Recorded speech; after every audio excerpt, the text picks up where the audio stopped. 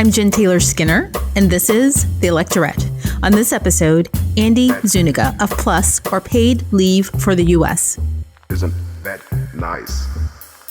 Today's guest, Andie Zuniga, is the Vice President of Legislative Affairs for PLUS, or Paid Leave for the U.S. It's a campaign whose goal is to win paid leave in the U.S. by 2022. On an earlier episode, I spoke with Katie Bethel, and Katie Bethel is the founder of the PLUS campaign. But I wanted to continue that discussion with Andie from a policy perspective, because achieving paid leave in the U.S. would be such a game changer in relation to achieving greater equality, greater income equality, and of course, greater gender equality.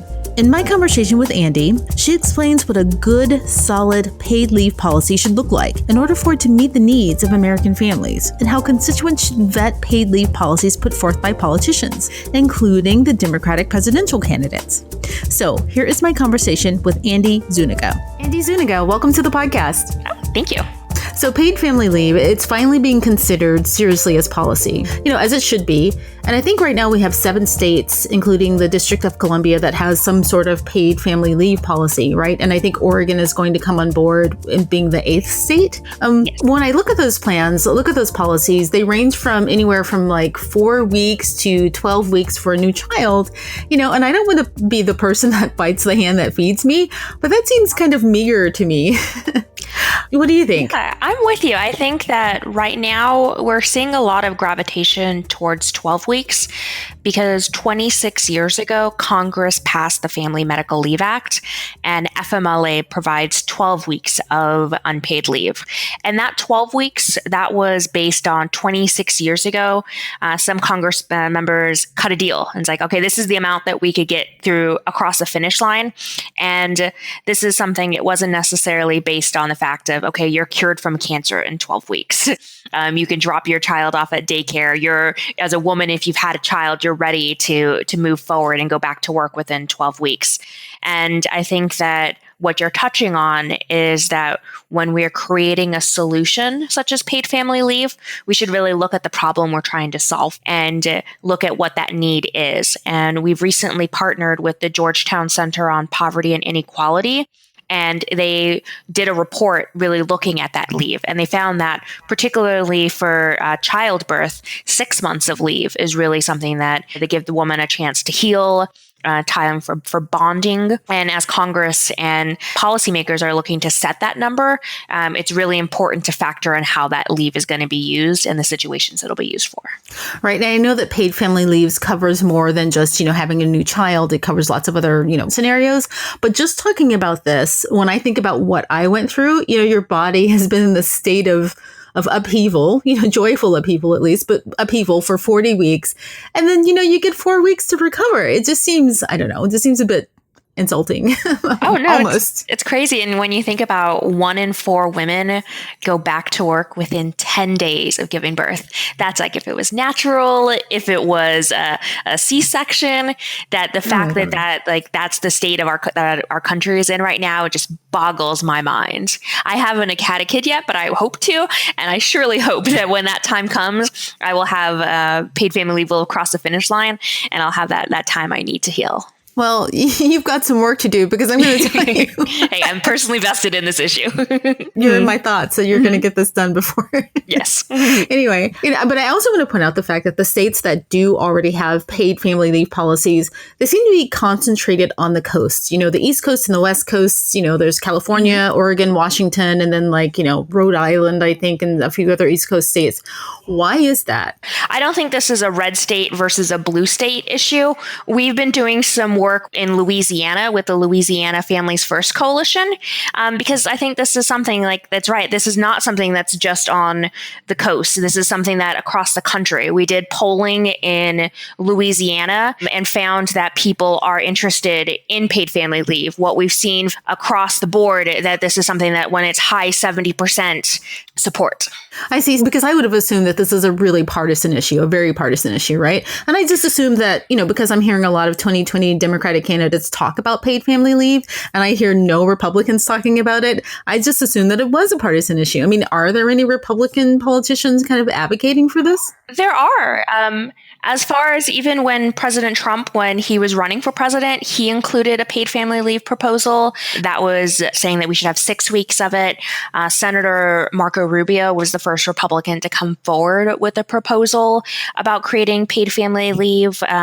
Granted, I wouldn't have gone the direction that he did. His proposal is this Congress, like the New Parents Act, and you have to borrow against your Social Security. And I think paid family leave, having that time to be there with your family, that's an investment in our families, and it shouldn't have to put new families in a give or take. It's you versus your retirement. This is a benefit that we can have, and what states have done. We've seen different states and different countries when they create it. It's not this give or take. It's an ability to move forward, and we're sharing others. Senator Cassidy is working with Senator Sinema on a proposal. And so I think this is something, as more and more Republicans are coming to the table, there is an understanding that paid family leave matters across the board. Wow, I totally missed that during 2016. I was probably distracted by the border wall and stuff like that. But as far as the 2020 Democratic candidates go, I know that Kirsten Gillibrand just introduced the Family Leave Act, right? And that was originally introduced in 2013. Yes. What happened? Like, why has it been lingering for so long? I think it's been changing. When it was introduced 3 Congresses ago, that's when California and New Jersey first started having paid family leave. And we're starting to see more states are picking up steam and asking about it. Just last year, 27 states had paid family leave proposals. And as more Republicans are getting engaged and more members of Congress, this is a way for us to talk about it. So what's in it exactly? Does it go to 12 weeks? Does it go to 6 weeks? It's the Family Act. It's similar to the Family Medical Leave Act, FMLA, and essentially provides that you get 12 weeks of paid time off, and that is pegged off of 66% of your wages. And it creates a social insurance model similar to what we've seen in the different states, so that the way that you pay for this program and get this benefit, you have the opportunity to pay into it portion of your payroll tax. It's split. The employer pays a portion, the employee pays a portion, and that covers the benefits.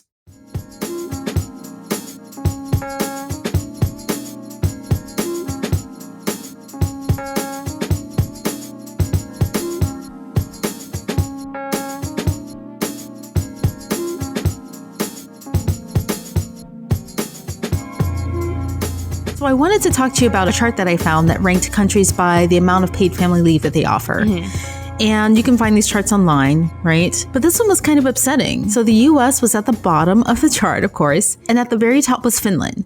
And Finland offered 161 weeks of mandated paid family leave. And just above the US, and again, US was at the bottom, was Mexico. Mexico was just above the US, and they offered 12 weeks of paid leave. And of course, the U.S. is at the bottom offering 0 weeks. And, I just found that really upsetting. Yeah. What is that about? Yeah, it's us in Papua New Guinea.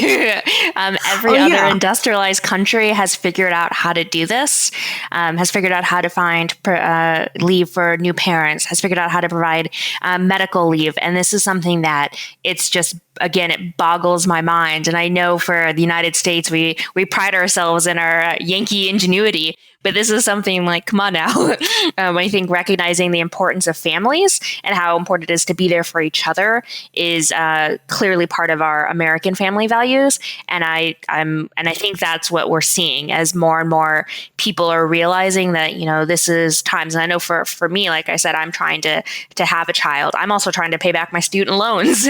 I'm trying to figure out how to do those pieces. And I think more families, in particular in the younger generation, millennials are coming forward. It's like, are they going to buy a house? How are they going to pay back their loans? How are they going to have time to have a child and pay for it? And the costs are rising. And I think that we're in a point where families are realizing this is a big deal and starting to see that, having time off for my family is important and is something that we need to do. Right. Like even our neighbor Canada offers 52 weeks. Oh, my friends that have moved abroad and talking to people who grew up abroad, they're like, wait, what? Nothing? 0? It's like, how is that possible? It's like, exactly. honey. And my friends that have moved abroad, they're like, oh man, it's like the land of milk and honey over here. They give us time off. And I think this is something that, and what we've seen in the states that have created this system, it actually does help with competitiveness. When companies are offering paid family leave, they're seeing a higher rate of employer retention. And also when employees have been trained, and keeping that employee in place actually helps for the overall economy as well, because that worker stays there. And when you create a system like paid family leave, it helps keep women that they have the ability to, granted, give them the time off that they need to recover, but then also a way to get back to that same job. Right. That makes sense. But it just seems like, just philosophically, it's a cultural issue, right? In the US, we value work, but we don't value the workers who do that work, right? Mm-hmm. Yeah. So how do these countries manage this? Is it through taxes, obviously, and then I'm curious as to, if we know this, how do people and women specifically fare? I just can't imagine that taking 161 weeks off of work and then going back and everything being fine. And so how do they do it? What we've seen in the States, and that's what the Georgetown Center on Poverty and Inequality found, they said that around 6 months was a good mark. If you provided leave within that 6-month mark, there's a higher chance of women returning to the office, families not having that lag time, and there's actually a continuing of productivity. Once you get beyond that, when you're getting in that Finland 162 weeks, it is hard to come back. It's a lot to ask of employers to hold that job for that many years. But we've seen that if you give that and provide that time, and actually a worker will come back if you're struggling to care for yourself or care for a family member, you're distracted at work. If you have that time off, you come back, you're happier, you're more available on the job. You're not worried in the back of your mind what's happening. And what we've seen in other countries, when they provide this, it works. Like the companies are able to continue. There's still good economies there, and it's still a good solution. Right, and they do this mostly. They pay for this via taxes, presumably. Yes, mostly of it's a social insurance model. It's a payroll tax where the idea is everybody pays in a little bit. So at the time when this benefit is needed, you pay it. It's kind of like insurance. And just as, UI and Social Security comes out of your payroll tax, it could be something like a part of your taxes will have a line for paid family leave. Other countries like Australia does like a flat out check, have a kid. Here's like $5,000. I don't remember the exact amount, but what's most common is this earned benefit, this idea that you pay into this program and then you get that money back. So I know that Plus has a campaign that kicks off this fall where Plus members will be going to members of Congress and presumably to, I guess, advocate for this and tell them what quality paid leave should look like. What are you telling them? What should it actually look like? I think this report, and I would encourage people to read it as well, the one that we worked through for Georgetown, it's on our website, paidleave.us/recommendations. And it's really looking at, I think it's a combination. We want people to come forward and share their story of here's what paid family leaves for me. This is what it meant when I needed to care for my child. This is what it meant when I needed to care for myself or when I had to take care of a family member. But then also look at what the data says. The question Congress shouldn't be asking themselves, what can pass? The question should be, what do people need? And when you ask that question of what do people need, changes the parameters. It's really looking at the data, the evidence behind it, and what's going to work. What can we learn from these states that have passed paid family leave already? What can we learn from these other countries? And talk about that shared need and that benefit. And I think that's the piece that when we are working with our advocates, we definitely want to show that there's an intensely family, human connection to this legislation. And I think that sharing it with members of Congress to engage and hear that story firsthand from their constituents is very powerful. And I just want to point out that, and this may be a question or maybe not, that this is more than just about babies, about, cisgendered heterosexual couples having babies, right? I mean, Absolutely. Families come in all different forms. And it isn't even about babies. We need time off to take care of loved ones, sick loved ones, elderly parents. So is that included in a good quality paid family leave policy? Yeah, so when we talk about paid family leave, it should be maternal leave, paternal leave, but most importantly, caregiving leave. That's the leave that you need that personal medical and that family medical leave. For example, a couple of months ago, my dad, he went to the emergency room with, he thought it was just a really bad case of indigestion, but my mom was just no, we're going to the doctor. Turns out he needed to have, he had an aneurysm in his abdomen and required required immediate surgery. When we were getting that news, we could see the difference of it. Like, I worked for an organization that offers paid family leave. I was the first one on the plane. I live in Maine. They're in Arizona. Quickly jump over, head there to be there with my parents. My brother, who is a Lyft driver, he's like, well, how do I figure out what to do? Like, let me make sure I can pick up rides on the way there to save the money that I need to get there. My sister had just started a new job. She's like, I don't really have the time yet. Let me work something out with my boss. Let me figure it out. And my brother, he works as a corrections officer, and he had to work to make sure to coordinate with his leave that he just had a child. How do he'd use that leave? And so it's interesting to kind of see that different perspective. And at the end of the day, we all wanted to be there for our dad because he was about to have this like incredibly big surgery and being there. And it took just seeing that in action, like the different ways it played out for each of my siblings was very eye-opening. So many families face that. You get that phone call and you want to be there. And then the question shouldn't be like, you absolutely want to put your families first, but then it's the hardship of like, how do we make it work? And for the people that, even the ones that have access to unpaid FMLA, only about 60% of people in the country have access to that. But how many people can actually take 12 weeks unpaid? Like, you still have to pay your rent. You still have to buy groceries. So this idea of unpaid leave is no longer a viable solution, and finding ways to provide a paid option is becoming increasingly more important. Wow. Yeah. So as a voter and as a constituent, a savvy constituent, hopefully, what should we look for in the words of candidates when they talk about, paid family leave policies? Because I feel like, especially during a primary, a lot of candidates, they just check a box. What is the most popular thing people are talking about and what's going to give you the vote? They don't go much deeper. So as a savvy constituent, someone who's watching these debates, what should I be looking for? I think you should be looking for the words paid family leave, also looking for the words paid family and medical leave. That's the way to make sure that they are also including that important piece for caregiving. And I think it's pushing them right now. That's something that we're working with our advocates to really ask them. These candidates there's a ton of them right now, are making the rounds, reaching out to potential voters. And this is an important question. If they say they're going to do what's best for families, push back. Well, what does that mean? Are you offering this kind of program? Are you offering this kind of solution and this proposal? And really challenge them to ask them to provide a little bit more details. Because you're right, just a casual mention is not enough, I think. And we're going to start to see as the field narrows, I think we're going to see more in-depth proposals.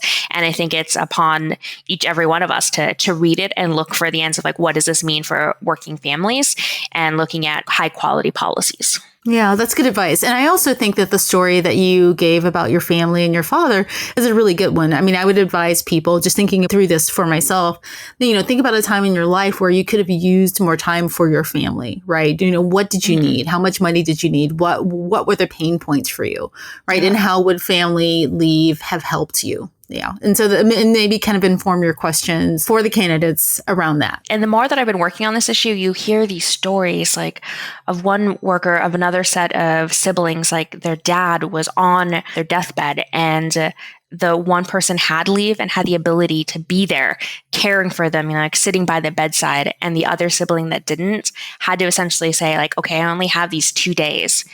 Well, does it look like today's the day? Should I use that day here? Because I can't spend a week sitting by the bedside. I can't be there. And it's just kind of like that idea that like having to rationalize that, have that type of conversation is just like, people should be able to be there when it matters most, whether it's like the best moments of your life, welcoming a new child, but then also that scariest moment when you need to be there when people need to be there for like surgery, etc. Yeah. And you just made me think of another good point that it's not just about whether you have time off or you have the money to pay for your expenses while you're taking time off. It's also about whether you have job security, right? Like if you take unpaid time off, how many people have jobs where they can go back and expect that job to be there? And that's the question we're very much posing towards these Republican offices. They're coming forward with these proposals, but they don't include that job protection. And that's a big piece of it. We want people to be able to We want them to have actual leave, not just leave on paper. We want them to be a system that they can take it and like, okay, if I use this, I'm going to get my paycheck. I'm going to have a job to come back to, because without that, like, it's just hard. It makes it unsustainable, and people won't take that risk. And at the end of the day, we want to do something that puts families first. And we have to create an opportunity and an ability for them to actually use this leave. I know you have a goal to get this done by 2022. But I get the sense that, in relation to paid leave, this moment, this specific political moment is kind of critical. It's kind of a strike while the iron's hot moment, right? So why is that? I think we're at a very interesting moment. We are seeing a space where different proposals are coming out. More Republicans are coming to the table, where it's interesting to see what's going to happen in Congress. There's also how this 2020 election is going to come into play. I'm interested to I'm watching to see what Trump does. He talked about this when he was running the first time. Is he going to continue to talk about it? Is he going to amplify it even more? Because his daughter, Ivanka Trump, has been very active on paid family leave. And if he talks about it, what does this mean for Democrats that are talking about it as well? These 20 plus people that are running for president. And then also at the end of the day, what is this going to mean for families? This is an issue that I don't want it to be a promise made on the campaign trail. I want it to be something policy that's actually enacted and that we see moving forward. Because at the end of the day, we want to have that space to be there for each other. So as constituents, what should we be doing right now between now and 2020 to get the best policy possible, right? Should we be looking at congressional races, state legislative races? Where do we win this fight? I think this is a lot of it just talking to your member of Congress. We're getting ready to go into the August recess. Congress is going to be home for the next 6 weeks. You might see them at the grocery store. You might see them at a listening session that they're meeting. And this is a time to just raise this issue and have that conversation. And I encourage people to call their member of Congress, send in a letter, that as they're looking at pieces to move forward, members of Congress have a choice of what type of policy they're going to amplify, what type of policy they're going to lift up, what they're going to vote on. And this is something we haven't seen. A paid family leave bill hasn't moved to the floor on the House side or the Senate side. There's been a couple of hearings, but there's definitely an opportunity to do more. Committees can move it forward. And I think it's something where people can raise it and talk about how this issue is personal to them. And then also ask that member of Congress a pointed question like, well, what are you doing for this? Are you fighting to move paid family leave forward? How? Talk to me. Like, is this something that we should engage and encourage other people to engage on it as well? And I think this is something that members of Congress should be talking to their constituents, having, listening sessions, meeting with stakeholders, talking to families about what this means, and talk about the need for moving this forward. Oh, I was just thinking that if any politicians are listening to this, they're probably not going to go to the grocery store now over the break. Hey, they got to eat somehow. Exactly. Well, Andie Zuniga, thank you so much for joining me, and thank you so much for your work on this. Thank you. It was a pleasure. Thank you so much for listening. I really hope you enjoyed this episode. And one of the things that most people don't know about the Electorette is that it's independently produced and we have a very, very small budget. I, Jen Taylor Skinner, I do all of the recording myself. I do the production work and I do the audio editing. I even do my own graphics and social media. Yeah, I wear a lot of hats. So with that in mind, please consider supporting the Electorette in one of the following ways. Leave a review on iTunes. It's really simple. Just go under the ratings and review tab and click leave a review. It helps boost our rankings and it helps other podcast listeners discover us. Secondly, if you haven't subscribed, please do so. That's also easy and it's free. Just go to the Electorette page on your favorite podcast platform and hit the subscribe button. Lastly, please consider becoming a supporter of the Electorette on Patreon. For as little as $2 a month, you can help me produce more quality shows like the one you've just heard today. And that's at patreon.com/Electorette. And I'll put that link in the show notes. And you know what? I just really appreciate your listening today. Knowing that someone's out there listening to this podcast, it gives me confidence to keep going. So thank you so much. Thank you so much again for listening. And until next time, keep up the good fight.